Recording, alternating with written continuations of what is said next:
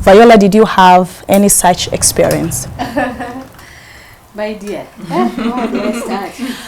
But I think what helped with my dad is that he had a will. That also helped to because if he did not, I think it would have been World War III.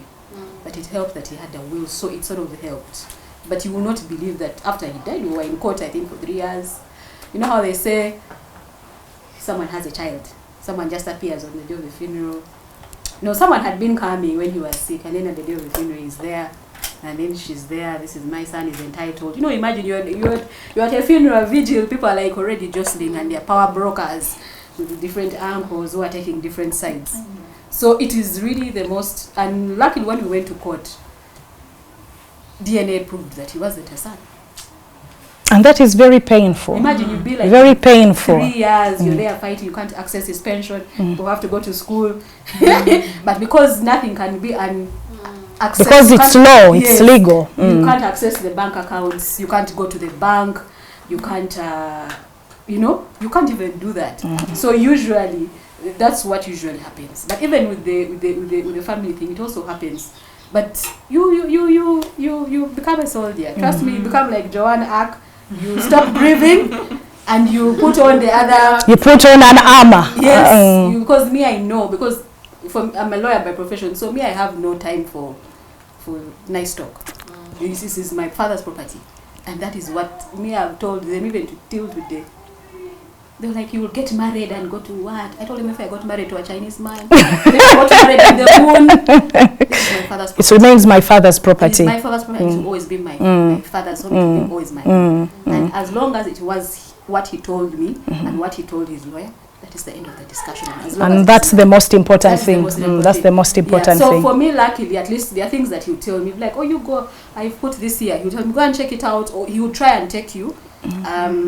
Until you go and stay at this place. I put this something up in the village, like in Gulu town, with mention, or in the village I've put a house there. You go, and when you go there, you pass there. Even if I went with another cousin for another function and he wasn't coming, I would pass there and check it out. Luckily, he also had a way, and for me that is what is really most conclusive. So you struggle. Some things even up to now are still ongoing, but we shall overcome. You shall overcome. Indeed, you will. I think with the African culture. When you lose a dad, your uncles are the ones to attend the meetings. You, the children, are left on the side. Yeah, this is going to affect you as children. So if your dad had issues with the brothers or the neighbors or what, they take that moment when you are very weak. Yeah, they exploit it, and I think that's what most children need to understand. Sometimes that's why you hear that even the will has disappeared. And if there was no will, they will choose someone who is weak, someone they can penetrate. And choose them as the heir. Exactly. And you may find girls, we are looked at as, you are lucky that your father made your hair. We are despised as girls. We are despised. They bring a boy to be a hair. They know this boy, they are going to side with you. For you, a girl, they think, those ones are going. They are going to get married and move away. So they make that moment when your father has died. They make choices for you, how your family is going to be, and those choices at the end of it all, they affect you negatively. Yes, as the children, because for them they will play their things there and move on. Sometimes they even write their own will. Yes, you're right. You're right. Yeah, and I think for him, because at least for me, I was lucky, and I think that's what people need to realize. Sometimes when you write a will, it's not because you're going to die, but it just helps to just settle some of these things. Because I remember when my father started getting sick and it was becoming prolonged, his lawyer came to me and told him, you know what, let us just err on the side of caution and let us have your testament out. So of course, my father, he was like, who should we put as your heir? And my dad was like, I have no favorite child, but he just said, let Viola manage my estate. So in that sense, he put me as his administrator. So he's like, whatever happens, but let him manage my estate. Whatever if you put whoever you want to put a boy, because per law, the Succession Act as it is, it's still, they are amending it, but currently it is there. It's a boy. Yes, it's a boy. It's a boy, though of course it has been, the Constitutional Court said it's discriminatory and all that, but until the new law is passed, people try and use it to try and just work around it. Yeah, so it really helps to calm people, and also for people to know. You know, sometimes parents want to do things in secret because maybe the child might be interested. Me, I will not work because my father has built a house, or he has, you know. But at least, but also the person you put to assist you. Because I know of an army man who paid fees for a lawyer in Kampala and put the person as the administrator. Yes, yes. The person became the administrator. So him and his new wife Jesus took Christ. over everything that this girl, who was from the first wife, who had died as well, had nothing. And it was such, I looked at this girl and she would be crying. She was a friend of a friend, like a cousin to a friend of a friend. And I told her, help this girl, because she lost it. She lost it. Like she would be in the back crying. And I told her, this is not a time to cry. It's time to fight. Yes, even me, I told me, I think it took me a while to, and that's why I think I grieved for longer. Because at that point, you're in a war, you're not trying to be, those things of crying, crying for what? You need to fight. Yes. You're fighting for your life. Yes. For your inheritance. It really messed them up, that actually that man and the wife, I mean her stepmother, were having even an affair. So her, she couldn't even go to school. This was the person, I think the man was really a rich army man. I think by the time he could even buy the girl a car, you know, she was in university, I think about to complete. Really spoiled, not spoiled her, but really had enough. He was really wealthy, and she didn't have access to that. So you know, Susan, the issue of, you pointed it out that our relatives, especially maybe the paternal uncles, are key in our African society to drive what happens to us after our parents pass on. This is normally common in, I would say, maybe more polygamous families, because one, the owner of these wives is gone. was not organized. So he left a lot of confusion. So for me, my cry is to the living parents, people who are still alive, can you put your house in order? Because we may not take away polygamy. I don't support polygamy, but it is a fact that it's in African homes. So can they be organized? Sort your people and make sure that everything is very clear. Viola, you're talking about a will. Yes, we can, if we have a will, that would sort us out. But if we have 1, 2, 3 dotted women, and they all have 1, 2, some children in the home, they all have a right to belong to that courtyard, and they can make any decision. But also, it still happens even to those who are one wife, one husband. Now the children themselves. The children themselves. Why? Because daddy had a fear, like she said. People think when you're making a will, you're going to die. No, you're not going to die tomorrow. The best thing that you can ever do to your loved ones, the men watching, the husbands watching, our fathers, those who are watching, our uncles, the best thing you can do to your lovely wife, or your lively wives, and your children is to make sure that you have your issues well documented.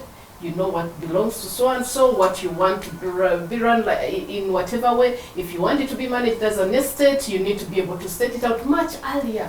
So when you're all gone, because death is inevitable, when you're all gone, we know that we have where to get started from. You'll have less battles with the children amongst themselves. You'll have less battles maybe with the co-wives who are existing. Everything will try to take shape. There could be some little things that would be good, but there's also loss of property.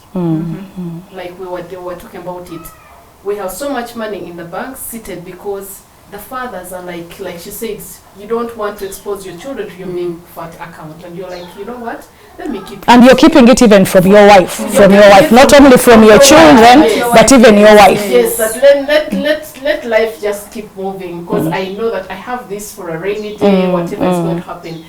However, nobody even knows that you have that bank account in a very tiny bank, not one of the major banks, but you're a very big billionaire in the country. But you can bank in one of the tiniest banks in the country. You understand? But just because you want to keep something away, with love, you're not doing it because you don't love them, but with love, can people also learn to open up to somebody? Let things be known somewhere.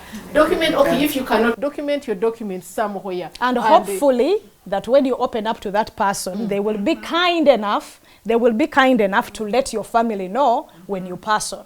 Because still there is also an element of where you open up to somebody. And then when you're gone, they actually never come and tell your family.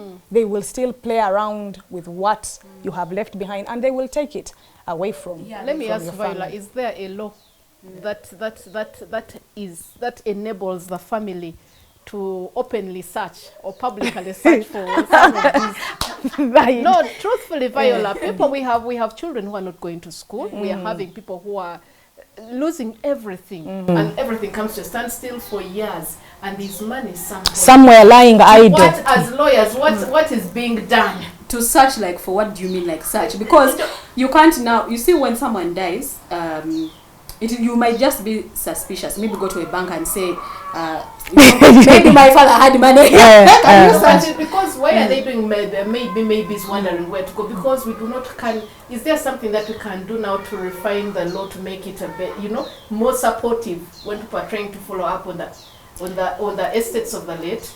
Because you see, actually, that's an interesting question. Remember the guy who died and had to go to the bank and put his pin in his deathbed? Exactly. Yes. Like someone is sick, and then you like literally wheel it. You have to wheel them into the hospital, to the bank. Interesting. That shows you how much, because banks value their allegiances to the client. That is the challenge. It's like an oath of secrecy. Yes. Like, so who's the problem? The law? It's the law. I guess it's the banks. What is that? It is partly the banks, but because of fraud that has happened, that's why you see they are very strict in that sense, that the allegiance is to the client and not to the family of the client. But I think I don't know if there is maybe in terms of changing the banking law to see a way in which there is some sort of middle ground. But like if there's a next of kin to access the... Yes, like but those next of kin, they always fill in those, when you're filling those forms, you always have. But I think the challenge is... How will you know so and so has passed on? Sometimes some are not very public. The challenge... But the bank never has a next of kin. I don't remember filling in, it doesn't. It doesn't have. There is a next... Only NSSF has, and I think the banks need to... Bank insurance. Yes, because I think... in most of our countries, why it is so complicated. Most of our information is not somewhere. We don't have a single source of data, whereby if I lost somebody, I can go actually to URSB. And when I go to URSB and say Mr. Samuel Ngono has died, then everything about them, that's where the problem is. Everything about them will come up. And maybe that's what we are trying to do with all these things of the national ID, where now we are saying everybody should have a national ID. It's only then that people's data can be captured. Yes. With us in government, actually we have, there is, according to one of the laws, is that when you reach a certain level, when you reach a certain level, as in your rank, you have to declare. You declare whatever you have. The leadership code. The leadership code. You have to declare whatever you have. So you go in there, fill in all your information, your banks, your children, your dependents, where all your property is, how much money you have in the bank, and every year you keep on updating it. So most probably for us in government, it could be much easier. That is okay, because that is an organized place. Yes. That is an organized place of data. Now let me talk about all the other citizens. The businessman, the businessman, the informal farmer down there. What I think we need to we need to start thinking hard how best we can improve this information collection. Not only that, bring your nini and open the accounts, but we need to positively speak about it to the public. We need to get away of the government encouraging people to use their NIN number so that people know that there is a benefit to it. Not just that maybe URI is looking for my taxes, but there should be something better linked. Why is the government asking me to use my national ID now, identification number? What are they looking? This is the benefit of it. Now, when we do that, even the lawman down in Toroko, towards the border of Congo, he'll use his national ID, and he means that whenever he goes to do anything else, he can use his NIN number. So it links him to a number of things that he does. So once, like you said, I go to URSB and then I'm searching for maybe I'm processing a death certificate, so some information will come. Everything just comes and you can have access. That's being done on that. So of course, other than Diana, who lost both parents at the same time, the rest of us lost one parent, and at different times, Barbara, though, at the end of the day, both yours went. There's something that happens when our parents, one parent leaves and one remains. One, it's that the remaining parent is assumed that as a parent, they should remain strong for their children, and yet they are in pain. at the same time. And sometimes there are parents who will actually be strong, but there are those who will break down totally and completely. So how was it for you, Viola, when your dad passed? What happened? Like to my parents. When your dad passed? To my mom. To your mom, what happened? My mom, I think, went through, grief, and people, the way they manifest it is different.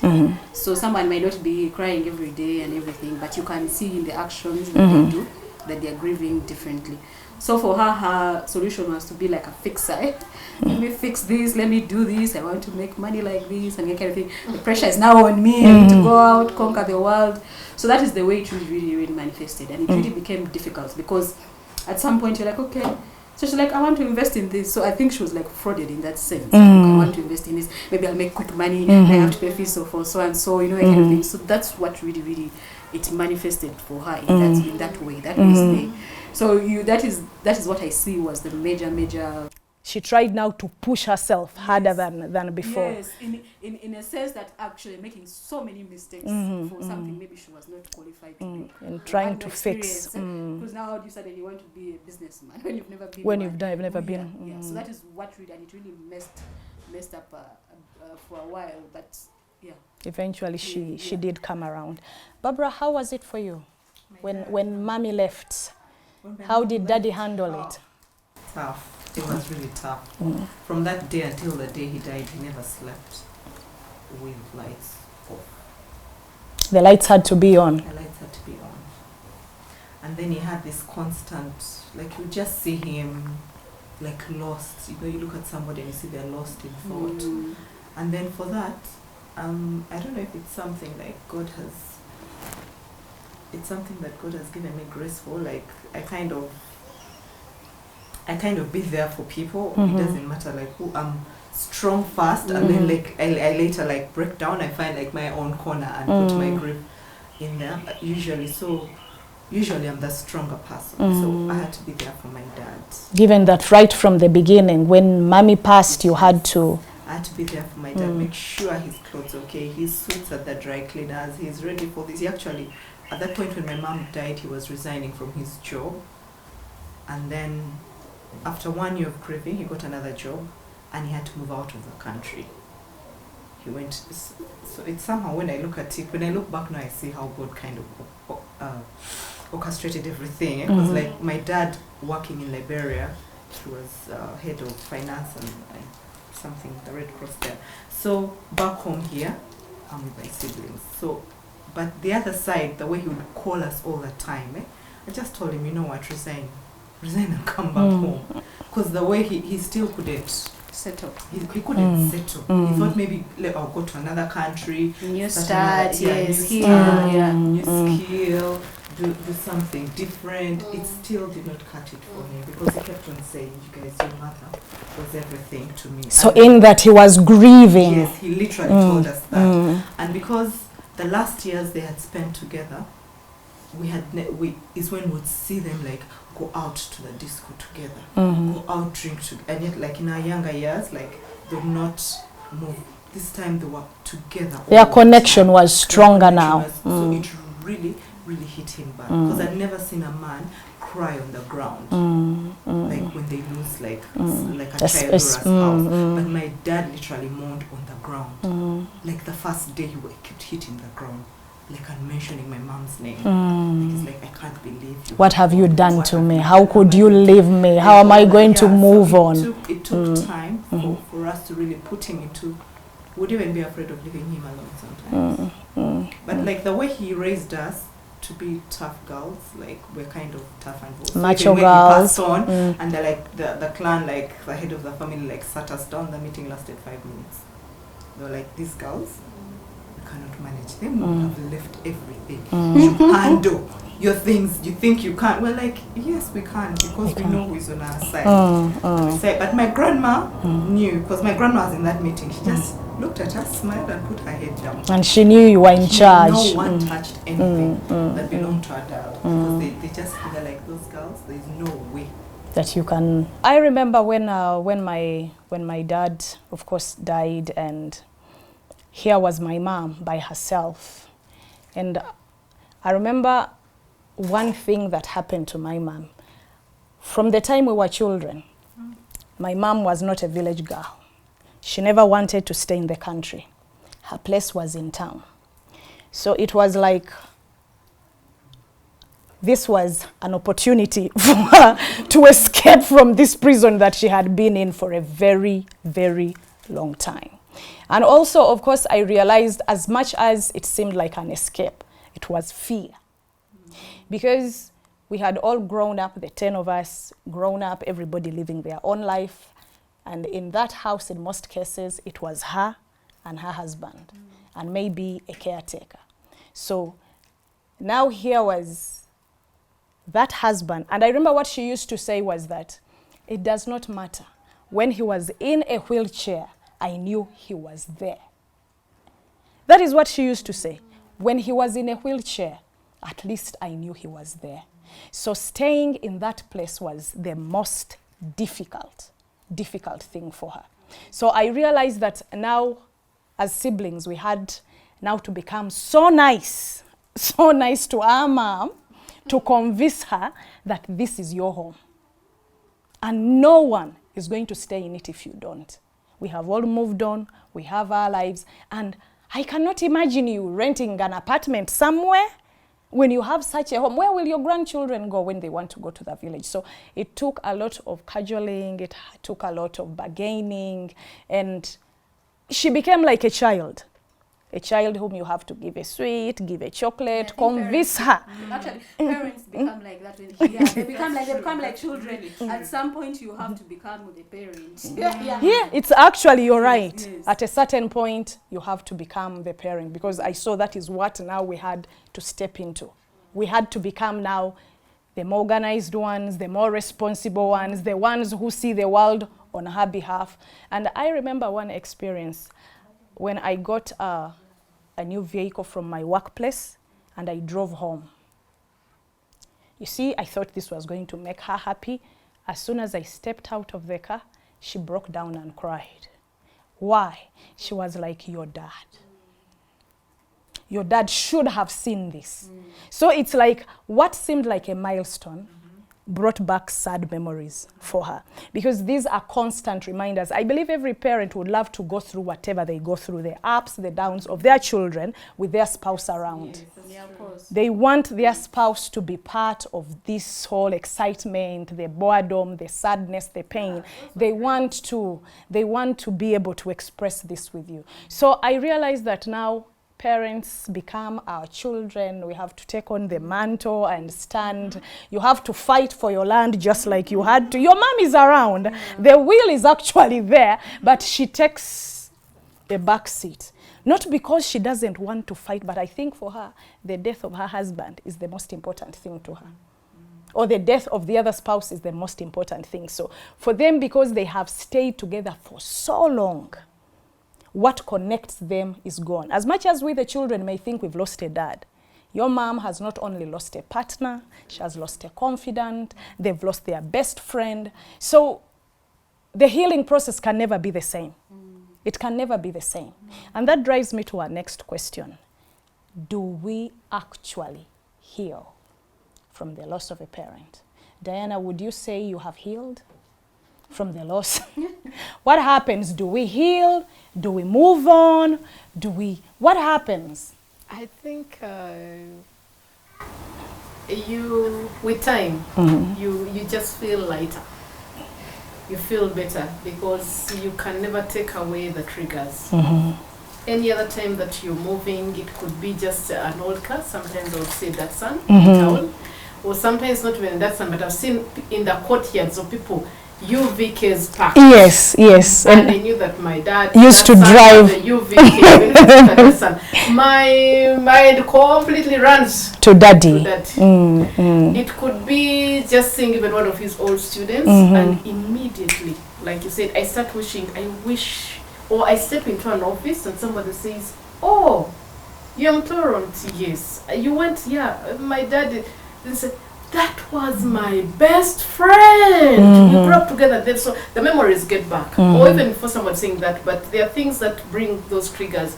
They're functions. There are things that happen in my life on my siblings' lives and celebrations, and every time we feel that emptiness, you feel you wish she was here to see what you this milestone. Yes, what you've gone through. But sometimes they also low moments, especially for us the girls, and you wish mommy was here to hear me and could tell her. Now for some of us who are like daddy's girls, you wish every time. For me actually it made me very childish that every time I would be like, you know what, if my dad was here, he would not have done this to me. If my dad is here, you wouldn't do this to me. So I had all those, but back to what normally happens, you still don't just throw away everything. You can't bury it. It's 20 years down the road, but when it comes to March is very tricky for me. I celebrate my son on 14th March with a lot of excitement, but I immediately slide into that mood of somber mode. That same day I am already like, I wish, he didn't see him. So it's not easy. You don't just you don't move on. You just try to keep forward. You keep moving a step, moving forward, just with your any other activities around you, but the other bit of life attached to you is still there. So real in you. Even just a scent. Even just his favorite food. Sometimes like siblings, you can remember his favorite food. He loved the traditional food of Vatora, and then he had there's another kind of fish that comes from Ntoroko, Kalibaba. Once we just have that sense somewhere, or anybody, just even on the family chat, and somebody writes about a Kalibaba and everything, we just remember everything becomes, so you just something beautiful. Yes, now that's a beautiful memory. You can't forget, you can't just throw it away, but triggers are there every time, and sometimes they're really for long moments. Viola, how was it for you? Being daddy's best friend, always talking about money and... Yeah, I think I always say it becomes a new normal. Sorry to throw that word these days because I'm sure people are tired of it, but it becomes a new normal. You just learn how to live with the grief. People always say that the years it gets easier, and yes, when you heal, it will learn how to live with it. But I used to have triggers of maybe his friends I meet that like her. You meet his friends or his colleagues. That was such an amazing person, But even I met an American woman on the street one time, and so she was asking for directions. But somehow she's like, she's an American, used to come here. She's a professor. She's like, where is this place? And how is your family? So that's just that question. The family. The tears just came like in the middle of the street, like she was like, okay, did I? Up to now, when she still writes me, do you still cry like the way you used to? That was how many years after your dad's passing? Like 4 years. Like 4 years. And I always tell people that there's always a time in life when it will have you begging, please. There's a song, I don't know if it's a song or something, I heard it one time. It just says life will have you on your knees begging, please. And because you've been through that, please, bring this person back or make them come back. So that kind of very, very almost to the bottom where like, please, there's always that thing, if I could bring this person back. So in a sense, you just learn how to. It has to be a healing process, because my healing process took me 7 years where I could even talk about him without crying. It took me a whole 7 years, and it was really God that healed me. Yes, I had friends who supported me along the way, and I am very grateful because they would allow me to talk about him endlessly. I remember as a friend of mine in university would be in the library, and I'm like, my dad would do this. Then he would that's just talking about him without any judgment. And because it wasn't like a relative, it was someone who didn't know, and I really appreciate him to this day. Just listening to me whine or talk about him. But I also had a friend who lost her dad, just I think 2 months after I did. So for us, it became our thing. Your thing, yeah, we grieve together, we would whine together, talk about issues in our families together. Then I felt like I wasn't alone. Like somehow she was in a different setting, a different family. Your grieving buddy. Yeah, so it became like a grieving buddy. We'd stay up watching series together. We'd be like, let's eat our last money. Somehow, like we'd just order jam or ice cream. Yeah. So somehow because I've you can be so alone, and you and your siblings all have their own process. I was the older one, my siblings were a bit young, but they were also grieving separately, so you're all in your own in your own corner. Battles in our own corners. My mom is there, my siblings is there. So this one, we just were, because we were peers, we were age mates, we were going through the same thing. Both of our parents, I think, had died of cancer. It was really so similar. It was so similar. We were in high school, friends, we roomed together. So for us, man, it was just like, it helped that I had someone who I could talk about, and she understood. She understood. Like even her story, she even just re-echoed, even me. It was like, I couldn't smash. So you just send, and that, for me, I think she really, really helped. But also in university, I had a friend.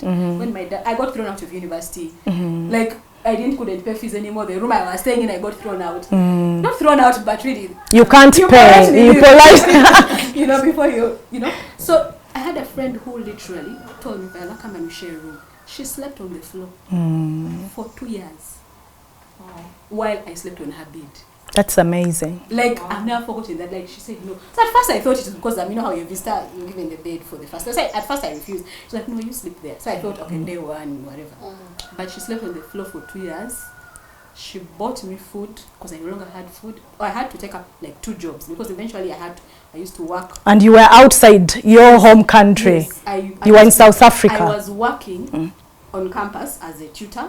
I was working in a bar for some time, like a bar where at 3 a.m. you like dozing and you have to serve people. Then I eventually moved to a restaurant. But I was working in the evenings and on weekends. But even during the day, I used to work in between lectures. So I was a tutor as well. Oh, God. So I had a packed schedule. So sometimes when maybe during exam time, I couldn't work and stuff. So she would buy me food. Sometimes she would share some of her pocket money, you know, that kind of thing. So she really, really helped me cope at that point, because I felt that there was someone who cared. Who was really literally pulling me, because sometimes it felt like I was drowning in my misery, in my sorrow. But she pulled me literally helped me. Like, okay, I can really try and, you know, if I want to. So of course there used to be time when immediately I had like those suicidal tendencies and stuff. So she really helped me see like there's light at the end. There's light. Because I remember people in university saying, you work so hard like a housemaid. You're always working. I remember coming from work and I pass a place and people from your home country and they're drinking and everyone is partying. Yes, they're actually partying. From work at 10 p.m. You've worked a double shift from 9 a.m. That means you've arrived at work at 8 to set up for 9. You've worked from 8 a.m. to 10 p.m. And you're coming back and people are like just partying and you're like, oh wow. Like the contrast it was so it really, really, but then for me the eventual thing that really got, I think he saw I was grieving for too long. I met a person on a bus. I never sit at the front. This person, we started talking about grieving and lost. She told me she was a pastor in South Sudan. I met her on some Gulu Sudan bus. By some miracle, we talked. Let me tell you, by the time the journey ended, I was done. I was healed. There and then. Like it was, we just talked. She's like, no, my pastor in Sudan. And I think sometimes she was like an angel. I'm not sure. Up to now, what was my main? Yeah, actually, that's what I was going to say. We always have, it doesn't matter whether it manifests in a normal human being. God always sets angels to help us get out of those moments. I normally am a backbencher, but I decided to sit at the front. I don't know why. Some elderly lady, I sat next to her, who talked about life, what she was doing in South Sudan, how she's a pastor. We got done. Then we even exchanged numbers. Somehow when that phone even got lost, like, let me tell you. It was an angel. Let me tell you, up to today, I look back, like the next year, usually anniversary of his death, I'm like, I would get sick, I would be moody, even if I didn't know, like, even if it was like 4 days before, you were like weird, you know. But you are now in autopilot. It's like yes. But let me tell you that from that year, I never felt that heavy melancholy I used to go through, like where you'd just be like in a corner and you like just there's this dark cloud around you. Somehow from that year, it just like I am able to talk about it and not cry. I remember my dad's lawyer, I would go and see him and I'd be like, oh, so no, Dad, he did this, or he'd remind me a joke about him or something about him, then I would just cry. And the person would actually feel like, oh, okay. Like tears would just move, even if I wasn't crying, but tears are just rolling down and someone's like, okay, maybe we need to change the subject. But that, I think those 2 friends, plus that exchange that God gave me, really now did it for you.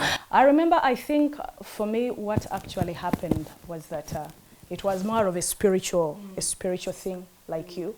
Because as I said, when I came back, I kept on asking, why? Why me? I just couldn't understand that my father had done something like that. And it took me 2 years, because I remember I was attending a fellowship, and that night, actually before that night I was so excited. And I remember going to fellowship and I was like, God is going to talk to me. I didn't know how, but I was like, God is going to talk to me. It was actually Zoe Fellowship, that time when we were still at Kololo. I remember being so excited. I remember even telling my sister Maggie that, today something is going to happen. But I told her something is going to happen to me, but I am not going to tell you. Actually, she's my witness, because I told her something is going to happen, but I'm not going to tell you. But at the end, I remember when Prophet called. When he called my father's name. I was in the service. You were in the service. He called my father's name. Now, initially, he had asked Prophet Chiganda whether he knew he had somebody called Susan. And incidentally, I think that time in church we were 2 Susans. So the other Susan was more well known in the fellowship. So I had people shouting out her name. But what drew me, now when he called the name, he said Mungono. Now that is a very unique name. If you have never heard it, you cannot say it. You cannot even pronounce it. But I remember him saying my father's name. Then I was like, that can't be any other Susan. Other than, because first he said my father's name. And it seemed like when he was asking Prophet Chiganda, Prophet didn't know. Because I remember after when I spoke to Prophet Chiganda and I asked him, he said, actually, I thought it was maybe a place in Mukono or somewhere. So when he asked for Susan, it's like now I remembered what I had been telling my sister, that something is going to happen to me. I remember that day, of course, him talking about so many things, but in that moment, having called me by my father's name actually confused me much more. Going back, I remember saying, but out of all my siblings, I think I'm the one who never uses my father's name. So again, it took me some time to process it. And I remember, I think after maybe 2 weeks or a month, I just had this epiphany, and it's like, that's your name. Because remember, my dad had already made me his heir. So in essence, I had stepped into his name. I had taken over his responsibility. And with this confirmation, it's like everything I had ever felt. Because initially, I used to long for a father's hug. My father was these strict parents. I don't know whether your father's ever hugged you, but if your father was as traditional as mine, a hug was a no-no. Children were supposed to be kept at a distance, but at least we knew they loved us. You knew that he loved you, but a hug, that was a no-no. Because then it would be like a weakness, I believe, on an African man's. They were not used to it. Exactly. Now you see that for you caused that. So I really used to long for my father's hug. And I remember when he died, that's one thing I ever prayed for. I actually asked God to give me a hug like my father would. I said I wanted to feel, because here I was stepping into this man's name, but I had never really, as a child, that is all I ever longed for. I knew he loved me, I never questioned that. But I remember having even that at a certain time. And I felt this warmth, and I actually felt my father. It's very difficult to explain it, but when I had all this after this experience, the grieving stopped. And you know what happened in my family? Now we'll talk about our dad. You know what you just said. Remember what he used to eat. I remember my children actually also started, they would be at the dining. There was a way my dad used to sip his tea. Then you would hear them sipping the tea like their grandfather. And they would make jokes about it, that this is how Jaja Msaiza used to take his tea. So it now became something that we easily joke about, talk about. But initially talking about it was very difficult. I didn't care what my sisters told me initially, because they said, well, I remember one of them saying, me, I dreamt when daddy was in heaven and all this, but I just didn't want to hear any of that. It's you who dreamt. I never dreamt anything. I've not felt anything. Because actually, from the time my dad died, I think I'm the only one who never dreamt about anything. It was until I had that experience. That was my answer. So I believe that, yes, with time, the load becomes lighter. And You can never forget. There will always, as Diana said, there will always be those triggers. You see your father in somebody's smile. You see somebody like Sam at the camera and he makes you happy because he's your father's namesake. There will always be those things. You see somebody who is as tall as your mom, or who has combed their hair like your mom used to. You know, there will always be those things, and you smile. You actually smile. There are things that will make you feel sad. There are those that will make you smile. But our parents are always in other people. We see them in other people, in events, in situations. We miss them when there are those celebrations that demand for the presence of a parent. Your graduation, the birth of your child, your marriage, you would love your parents to witness something like that. But somehow you get this comfort, you get this joy. And even through our children, sometimes I look at my children and I see my parents. I see my parents in there. So they never go away completely. They are always with us. But I think it's about us managing and trusting that they're in a better place, and knowing that actually our parents wish for us to move on.